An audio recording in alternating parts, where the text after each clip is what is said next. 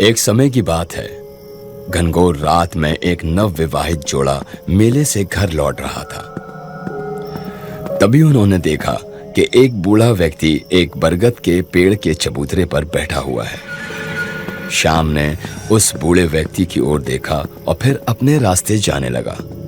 रश्मि की नजर उस बूढ़े आदमी से हटी नहीं रही थी। उसे उस पर दया आ रही थी। वो लगातार उस बाबा की आंखों में देख रही थी। सुनिए, ये बूढ़े बाबा ठंड में कांप रहे हैं। लगता है भूखे भी हैं। क्या हमें इनकी मदद नहीं करनी चाहिए? श्याम ने उस बूढ़े बाबा को देखा। उसकी आंखें नीली थी और घनघोर जटाओं में लिपटे उसके दोनों हाथ मानो कुछ छुपा रहे हो। श्याम को कुछ ठीक नहीं लगा। उसने रश्मि से कहा, मुझे ये बाबा कुछ ठीक नहीं लग रहा है। तुम घर चलो और इनकी मदद होनी होगी ना तो हो ही जाएगी। रश्मि को श्याम का ये बर्ताव अच्छा नहीं लगा। ये कैसी बात कर रहे हैं आप? एक बुजुर्ग के लिए ऐसा तो मत कहिए। कम से कम कुछ और ना सही, कुछ खाने का इंतजाम तो कर दीजिए। रश्मि कुछ समय पहले ही गांव में आई है। ये बात श्याम उसे समझाने लगा। देखो रश्मि, तुम इस जगह पर नहीं हो। ऐसी बहुत सी चीजें हैं यहाँ पर जिन पर तुम्हें ध्यान नहीं देना है, समझी? अब चलो, रात हो गई है। श्याम और रश्मि आगे बढ़ने लगे, लेकिन रश्मि का मन नहीं मान रहा था। उससे बूढ़े बाबा की हालत देखी नहीं जा रही थी। उसने पीछे मुड़कर देखा तो बाबा की चमकती नीली आंखों से एक वश में कर लेने वाली ऊर्जा निकली और वो मन ही मन मुस्कुराने लगा। अंधेरी रात में जंगल और भी घना हो गया था। श्याम और रश्मि अपने घर में सो रहे थे। तभी रश्मि को एक भयानक सपना आया, मानो वो बूढ़ा आदमी श्याम का गला दबा रहा हो। नहीं, मेरे पति को मत मारो। इसकी इतनी हिम्मत! मुझे खाना देने से मना कर रहा था। बूढ़ा बाबा श्याम का गला और जोर से दबाने लगा और तभी रश्मि की आंख खुल गई। उसने घबराकर श्याम की ओर देखा तो चैन की सांस ली। रश्मि को यह सपना अगले दिन भी याद रहा। उसने ये बात श्याम को बताई तो श्याम उस पर हंसने लगा। क्या रश्मि, तुम भी ना किसी चीज के बारे में इतना सोचोगी तो सपने भी वैसे ही देखोगी ना। चलो, मुझे काम के लिए देरी हो रही है, तुम ज्यादा मत सोचो। अगली रात रश्मि को फिर वही सपना आया। वो रसोई में पानी लेने के लिए गई। उसने देखा खिड़की से कोई झांक रहा है। ये वही बूढ़ा बाबा था, लेकिन इस बार वो इतना डरावना दिख रहा था कि रश्मि बुरी तरह से डर गई। बाबा ने फिर से अपनी आंखों से रश्मि को अपने वश में कर लिया। रश्मि अब पूरी तरह से उस बाबा के वश में थी। बाबा एक नौजवान के रूप में बदल गया। उसका आधा जला हुआ शरीर अब बदल चुका था। वो जोर जोर से हंसने लगा। अब इन गांव वालों को पता चलेगा कि कमल लौट आया है। रश्मि कमल के पूरे वश में हो चुकी है। वो कमल की ओर देखकर मुस्कुराने लगती है। आपकी हर इच्छा का पालन होगा। आप बस आज्ञा दीजिए। कमल अपनी जीत का जश्न में और तेज हंसने लगा। जैसे ही शाम ढलती है, रश्मि अपने घर से बाहर निकलती है और उसकी आंखें नीली हो चुकी हैं। वो जंगल की ओर जाने लगती है। वो देखती है एक आदमी जंगल से होता हुआ दूसरे गांव जा रहा है। तभी कमल रश्मि के कान में मंत्र पढ़ता है।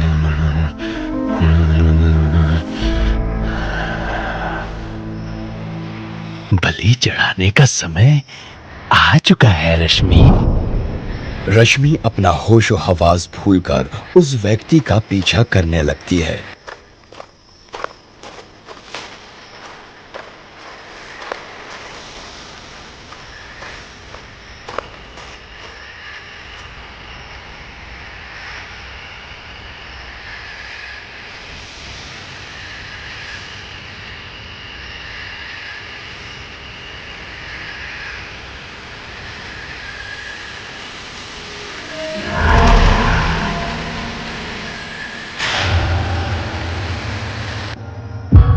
रश्मि खिड़की से बाहर एकटक देखे जा रही है, मानो उसे कोई होश ही नहीं कि उसने रात के अंधेरे में एक आदमी की हत्या की है।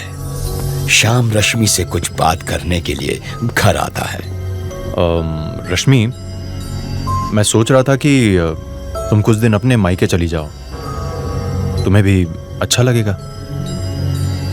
क्यों? ऐसा क्यों कह रहे हैं आप? मैंने कब कहा आपसे कि मुझे जाना है? ऐसा कौन सा काम करना है आपको मेरे पीठ पीछे जो आप मुझे मायके भेज रहे हैं? श्याम को रश्मि का बर्ताव कुछ अजीब लगता है। अरे तुम ऐसे क्यों बात कर रही हो रश्मि? मैं तुम्हारे लिए तो कह रहा हूं, हो आओ कुछ दिनों के लिए। लेकिन मुझे नहीं जाना। अरे ये क्या हो गया है तुम्हें? इतने दिनों से तुम ही तो कह रही थी कि माँ बाबा की याद आ रही है, और अब जाने का मौका मिला तो मना कर रही हो। मेरी मर्जी। तब मन कर रहा था, अब नहीं कर रहा। आप मेरे साथ ऐसी जबरदस्ती नहीं कर सकते। देर रात रश्मि की आंख खुलती है और वो रसोई की तरफ जाती है। उसकी आंखें नीली हो चुकी हैं और कमल का काला साया उसके पीछे पीछे चल रहा है। मुझे तुम्हारे पति की जान चाहिए रश्मि। जाओ और मेरा ये काम पूरा करो। जाओ। जैसी आपकी इच्छा। रश्मि, ये तुम क्या कर रही हो? मार डालूंगी तुम्हें। रश्मि, होश में आओ। रश्मि बेहोश हो जाती है। श्याम अब समझ गया था कि रश्मि को किसी ने अपने वश में कर लिया है।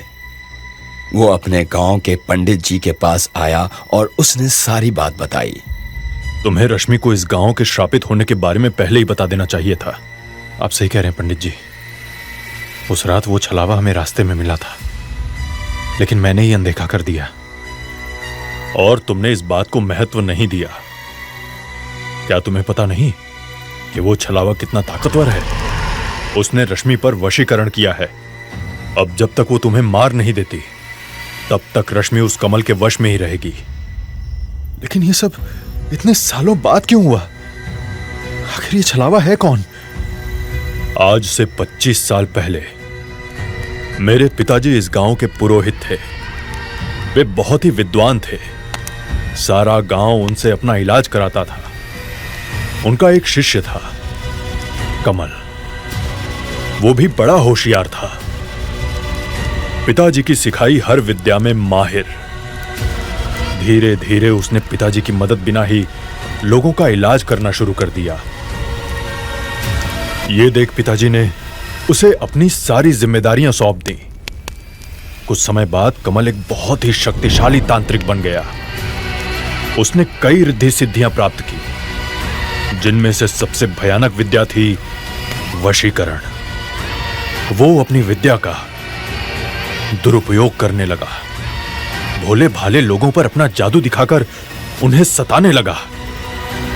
सारा गांव उससे डरता था, सिवाय पिताजी के। फिर क्या हुआ पंडित जी?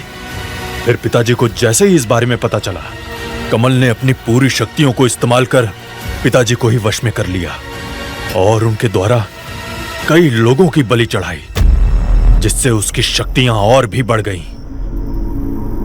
फिर उसे किसने हराया पंडित जी? उसे हराना असंभव था। मैं उस वक्त छोटा था, इसलिए कमल की नजर मुझ पर नहीं पड़ी।